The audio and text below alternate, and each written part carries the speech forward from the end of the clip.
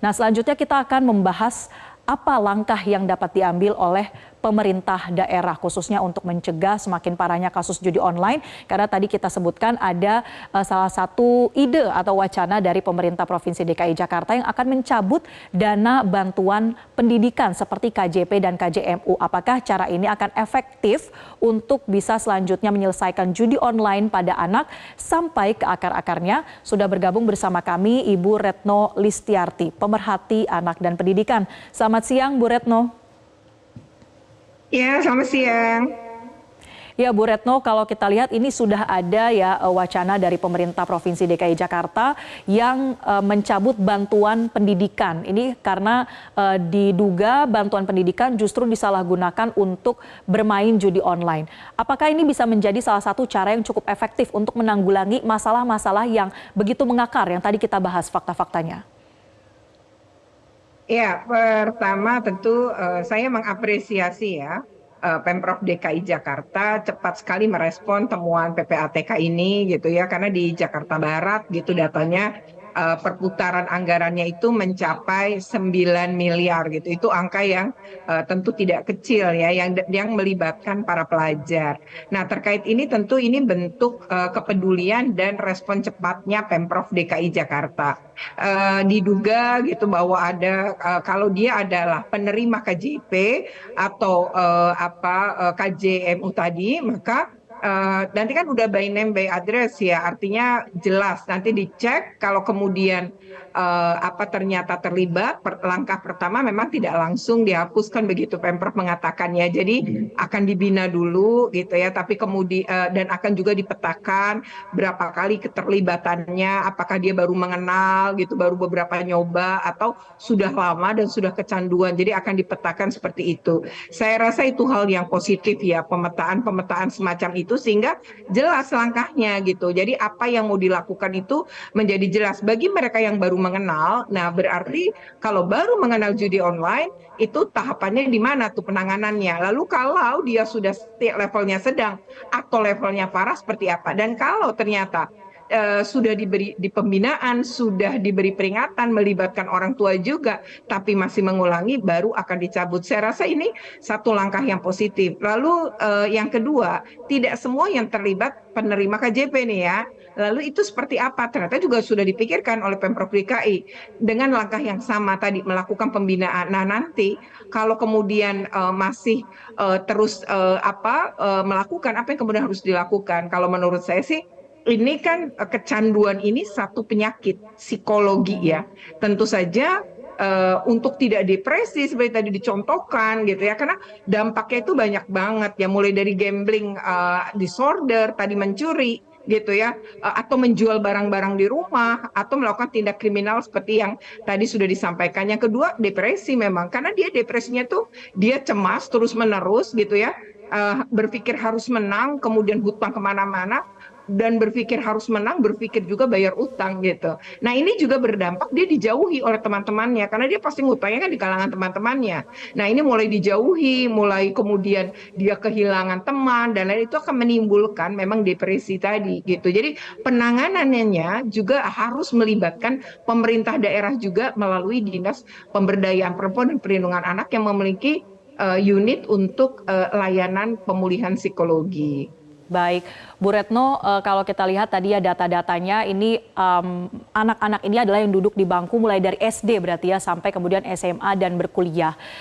Lalu apakah dengan mereka menjadi korban dari judi online ini, pihak mana yang kemudian perlu dievaluasi? Apakah sistem pendidikan kita ataupun pembinaan dari keluarga dan lingkungan yang perlu lebih ditingkatkan? Ya, pertama saya rasa ini harus kolaborasi, tapi yang utama dan pertama itu harusnya di rumah. Jadi ini banyak orang tua juga tidak mengerti bahwa dia pikir anak-anak bermain game online tidak kemudian terafiliasi dengan judi online, atau anak-anaknya juga nggak menyadari bahwa itu adalah judi online.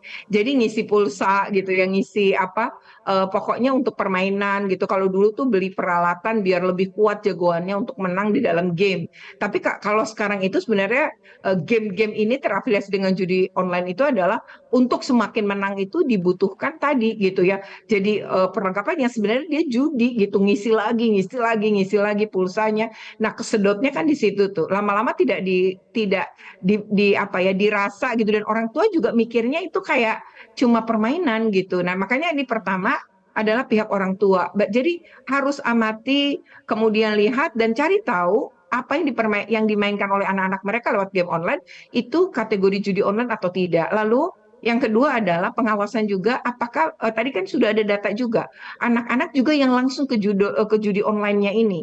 Nah, ini penting betul di sini peran orang tua mengedukasi, mendampingi ya.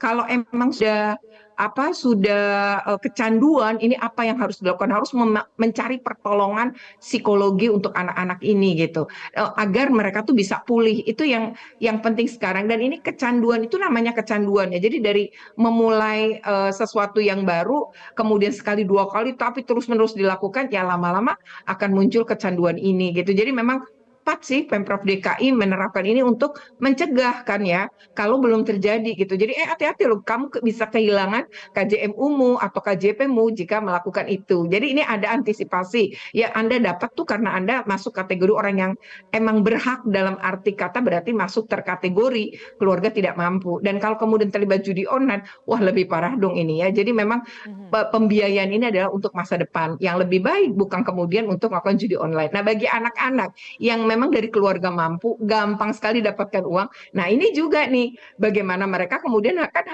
harus dicegah ya, tetap harus didampingi. Nah, di sini peran sekolah saya rasa juga penting. Jadi Dinas Pendidikan DKI Jakartanya pun harus mensosialisasi ini ya, dan juga ada upaya dengan dinas terkait seperti Dinas Perempuan dan Perlindungan Anak untuk kalau udah diidentifikasi, udah dipetakan, nih bagaimana cara dipulihkan. Saya rasa ini perlu kerja bersama dalam penanganan terutama dan juga pencegahan.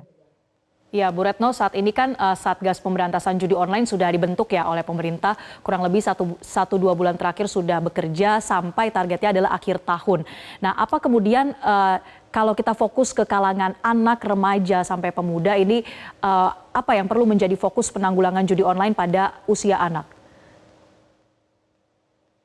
Ya, pertama kalau kita melakukan tadi penanggulangan atau penanganan nih ya, maka yang harus dilakukan di awal sebenarnya mencegah, karena mencegah kan jauh lebih baik ya. Nah, untuk ini termasuk sekolah-sekolah menurut saya mengadakan kelas parenting untuk orang tua juga diberitahu. Mungkin orang tua selama ini nggak tahu. Jadi ini penting juga karena peran mereka besar sekali dalam menjaga dan mengawasi anak-anaknya di dalam menggunakan gadgetnya atau dalam berselancar di media online atau di internet gitu ya. Kedua adalah bagaimana kemudian ini kan kalau kemudian Satgas ini sudah dibuat, Satgas ini kan terdiri juga dari berbagai dinas terkait atau kementerian terkait nih ya. Jadi kalau kemudian di wilayah misalnya di pemerintah daerah, maka saya rasa penting betul nih merapatkan barisan, karena ini lebih baik dicegah daripada anak-anak kita kecanduan. 2045 tuh kita nggak akan dapat bonus demografi, yang ada adalah kerusakan gitu ya, mental, kemudian juga depresi gitu ya, hal-hal yang tidak baik yang justru dalam generasi muda kita. Jadi penting sekarang kita sama-sama melakukan perlindungan dan upaya-upaya pencegahan.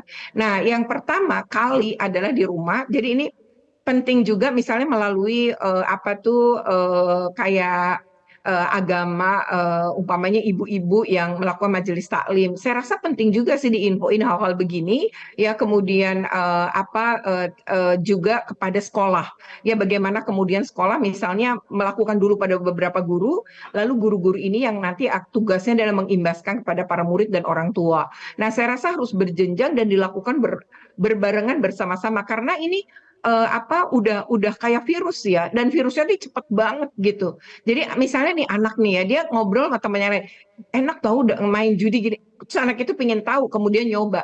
Nah, ini jangan sampai kemudian virus ini menular banyak. Jadi cegah dahulu ya, dampaknya seperti apa, kayak tadi contoh yang disampaikan oleh Metro TV ya, bahwa ini bukan sekedar angka tapi fakta-fakta itu sangat luar biasa menurut saya. Ini penting loh, bagian itu dicuplik gitu ya, kemudian menjadi video pendek yang disebarkan melalui TikTok atau melalui media-media yang Instagram, yang media itu dekat dengan Gen Z ya, dengan anak-anak sekarang kan anak-anak yang lagi di era digital ini mereka lebih sulit loh, lebih sulit kita menjaganya dan lebih sulit juga mereka sebenarnya menjalani hidup pada dunia yang seperti Iya, ini. Jadi memang nggak bisa dibiarkan sendiri ya. Jadi baik. kitanya harus Bu bertanggung jawab Retno, bersama, terima kasih juga karena membantu tadi sudah mereka. menyebutkan bahwa upaya untuk memberantas judi online pada anak ini akan berkelanjutan ya sampai pada Indonesia Emas 2045, akan sangat tergantung juga pada bagaimana membina anak untuk tidak bermain judi online. Terima kasih Bu Retno Listiarti, pemerhati anak dan pendidikan, telah memberikan perspektifnya untuk kami di Metro Siang. Jelajahi cara baru mendapatkan informasi.